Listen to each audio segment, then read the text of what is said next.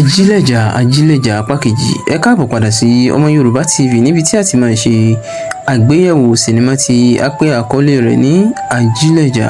Ajílẹ̀jà jẹ́ sinimá kan tí ó kọ́ni ní ẹ̀kọ́, bákan náà ni àwọn ìlúmọ̀ọ́ká àti àgbààgbà òṣèré kópa ní inú rẹ̀.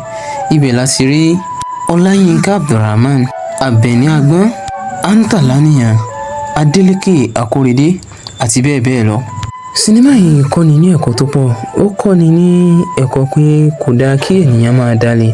Kí á má dé ìnàpẹ̀nu, sinimá yìí parí síbi tí ọba Adéríbigbé ti ta ilẹ̀ àwọn Ògúnládé, tí Àríkẹ́ sì lọ kìlọ̀ fún ọba, tí ó sì tún fi ọ̀kan lára àwọn ẹrú tí ó rán sí tẹ̀lé èèbó tí ó talẹ̀ fún lọ sí orí ilẹ̀ yìí pàrókò fún.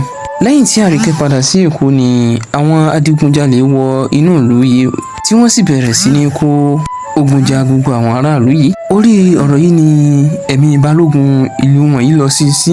Eléyìí ló fà á tí ọba fi sátọ̀ àwọn orúnmọlẹ̀ tí ó tẹ ìlú wọn yìí dó, tí wọ́n sì fún ní ọjọ́ mẹ́ta pé lẹ́yìn ọjọ́ mẹ́ta kí ó padà wá.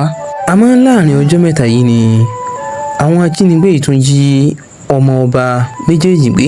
Lẹ́yìn tí ọba padà dé, wọ́n jẹ́ kó yé pé iṣẹ́ tí ó gbé fún àwọn, pé àwọn ò lè ṣe, pé ọ̀dàlẹ̀ ni ọba Adéríbigbé, torí àwọn wà ń bẹ̀ nígbà tí baba ńlá baba rẹ̀ àti baba ńlá baba Ògúnládé ṣe àdéhùn lórí ilẹ̀ yìí àti oyè ọba tí àwọn baba ńlá baba ọba Adéríbigbé ń jẹ. Ó jẹ́ kó yé pé àfi kí ó lọ bẹ Ògúnládé kí ó sì dá ilẹ̀ padà fún.